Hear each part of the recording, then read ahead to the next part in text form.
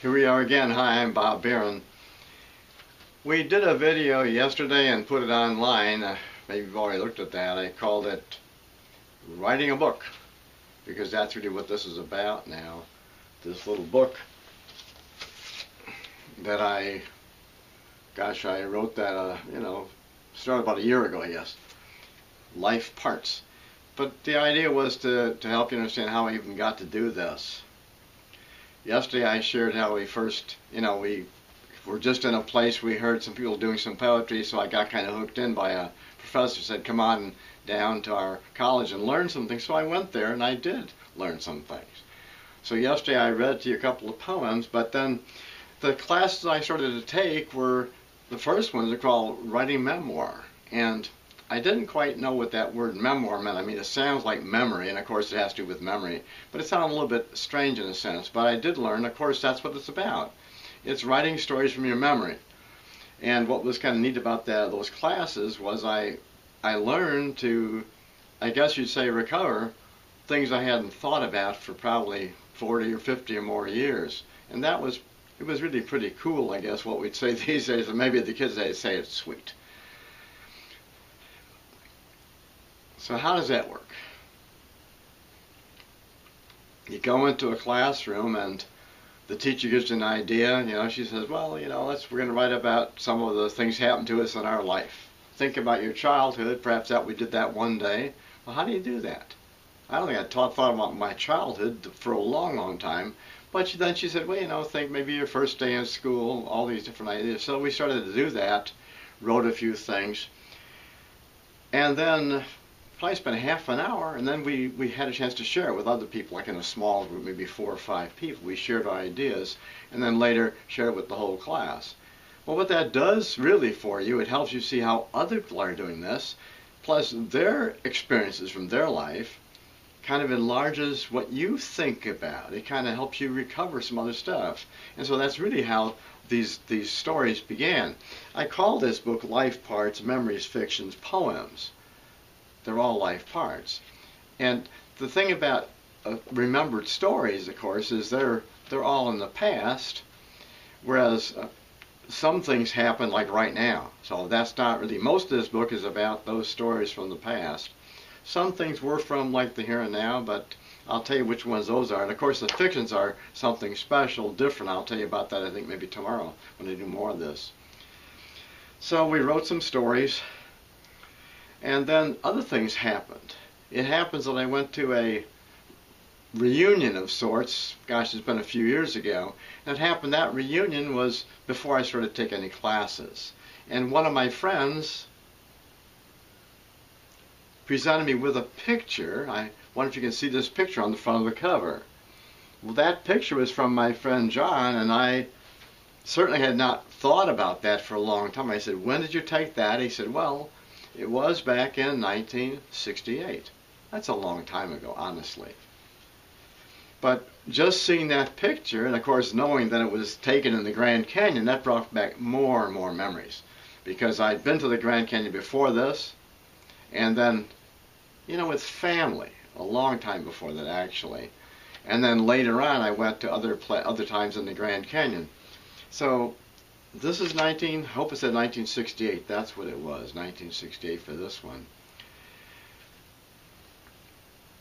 Later on, 1991, I became a park ranger in the Grand Canyon National Park. So I had lots of memories that came back just because this one picture I had seen, which I don't know if I'd ever even seen that picture before. And so I wrote some stories about the Grand Canyon. There's more than one about that place in here, but I'd like to just share a little bit about one of these stories. The one that I made with some friends. The trip was with some friends. We were students at Cal Berkeley, 1962, and we were taking a trip down there. Well, actually, when I say down, we went to the north side of the Grand Canyon, North Rim, and it was June. And we're going to make our way down and spend about a week there. This is spring break. We always had a spring break, and we like to do exciting things or interesting new things for us. That's what we did this time. And again, I hadn't thought about that trip for a long, long time. But just seeing the picture John had presented with me made me think of it. And so I wrote a story about it. And this definitely was in a memoir class. Let me find that in the book and just read a little bit about it so you can see how that worked. Page 135 it says, I call it Grand Canyon Adventure 1962. You know, again, that year we were students, so I'm going to mention also on this YouTube channel you're looking at, I put some videos I made of movies that I had made when I was a student at Cal, and you might want to just look at those too. You'll find them on this channel because it refers to Berkeley. One's about folk dancing, one's about being on a trip to Yosemite in the winter. But I think if you look at those, again, these are from a long time ago, right? 62 is over, oh my goodness, it's over 50 years ago, isn't it? But you get a little better idea about, you know, maybe what it was like for us, what we students were like. Truthfully, I don't think the students today are much different from what students have ever been, at least in these, in this century, maybe the last half of this century. But check it out, as we would say. Just see, you might want to enjoy that. And of course, it enlarges the whole thing. That's the idea. You put videos on YouTube to enlarge what we've been doing, what we've been writing about. But here's the first part of this little story. Grand Canyon Adventure, 1962. We've been traversing the Supai for hours, looking for a way down the red wall, when Dottie slips. First her feet go out from under, and she's sliding on her behind, the weight of her backpack pushing her down the slope. Where we're walking, the Supai slopes about 30 degrees down and to the right. Below the Supai, the red wall drops straight down for 400 feet. I'm walking behind, so I see her as she yells, "Bill!" Bill's been leading. He turns, sees his wife sliding towards the rim, and runs back as we all race toward Dottie, our backpacks bumping, water bottles sloshing back and forth. Bill reaches her just as her right leg lands at the base of a yucca. He puts an arm around her waist and says, "Whoa, too close." And then he tells us, Dottie's pregnant with our first kid. We're all four next to her now, just 3 feet from the drop-off. "Gutsy girl," I say, in awe and admiration. We four are Bill, Bob, Phyllis, and me, the other Bob, called Bobby on this trip. Together we form a chain of hands to help Dottie back to her feet and up to a safer place. We sit, yak a while. "I'm pushing for the way down," Bill says, "because we need water. Supposed to be a spring here on the Supai, but haven't seen it yet." I look at my water bottle, 1 quart when full, now down to about 1 cup. Lack of water has never been a problem on any of the dozens of trips we've taken in the mountains, but here, on the first day of our trip into the Grand Canyon, it's already been a concern. Strange to remember how only a few hours ago we were driving through snowy patches on our way from the North Rim to Swamp Point. We 5 had left Berkeley on Friday afternoon. Wanting to make the most of our spring vacation, we planned to drive the 850 miles to the North Rim of the Grand Canyon on the weekend, spend 5 days going down, in and out, and then drive home the following weekend. Bill borrowed a car from a friend since none of us had one. It was a big old 1957 Pontiac, lots of room, and also used a lot of gas. But the price of gas was only 25 cents a gallon, so that was not really a problem. It's just that Bill had forgotten to fill up when we were in Bakersfield. He's driving, it's getting dark, and the rest of us are asleep. Somewhere, he stops and says, "Need gas." He gets out. I see a sign that says Caliente. I doze off. I wake again to grumbling. "We're closed, you know," some guy tells Bill. "Hey man, I appreciate it," Bill says. Lights come on as the guy flips a switch. He's a gas station guy. "Okay," he says, "how about a little something for my trouble?" I'm listening now and look at Bill, who has a look of wonder on his face. "What trouble?" Bill asks. "Are you kidding?" The gas station guy says, "For getting me out of bed, for having to put on my pants." "How much?" Bill asks. $5, the guy says. Bill looks at me. I give him the high sign. $5 is a lot of money, but split 5 ways, not too bad under the circumstances. Bill pulls out a 5. The guy starts to pump gas. I fall back to sleep.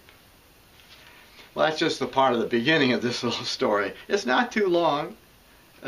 People have told me they kind of like it, especially if you've never been on a trip into the Grand Canyon as we were. I have to say, it was pretty wonderful. That's the right word. But if you've never been able to have a trip down a place like that, and of course there aren't many people who have done it, because we even had, when we wanted to go on the trip, the ranger had to look to see what we had. The right kind of packs, the right kind of boots. Did we have ropes? Yep, we needed ropes just in case, because some of the places we had to go down were steep, dangerous, so you had to have what we call a belay, around the person's waist who's going down. Also, it's a way to get back out. But like I say, you might enjoy that little story. On this front cover, if you ever look at this thing closely, you see there's a picture of me, and then there's in the corner another little picture. Well, I pulled out the original. I don't know if you can see this very well. I hope you can, but that's a picture of me as a child in our backyard in our Chicago. And that little picture also inspired a little something. It's just at the front of this book. The book starts out with a dedication like most books do, but I call this little thing Backyard. And it's about that little guy in that picture. Now in the picture I think I'm only about 3 or 4, but in the story I think I tell myself that I'm 5. I'm in the backyard of our house on Kilder in Chicago. I love it here. All the flowers, grass, and trees, and the rock garden. I walk into the peonies just about as tall as I am at 5 years old. Peonies as big as my head, and all colors of red, purple, yellow, and white. I smell the lilacs. The smell is like a sweet taste and makes me feel good. Dad put those lilac bushes right at the bottom of the back steps so we can see the pretty purple flowers before the smell greets us. On the grass I look for clover and the little button-sized flowers that taste so good. Some are purple, some are white, but they taste sweet if you wet them in your mouth and then suck on them. I find the clover and then see a dandelion. It's gone to parachutes. I pull it and blow all the white streamers into the air. When I cross the driveway, I start to smell the lily of the valley. Little white bonnets facing down on those huge dark green leaves. They tell me lily of the valley go to weddings. I don't know why. I am as attracted to the colors and smells of all of our flowers as the bees and hummingbirds are.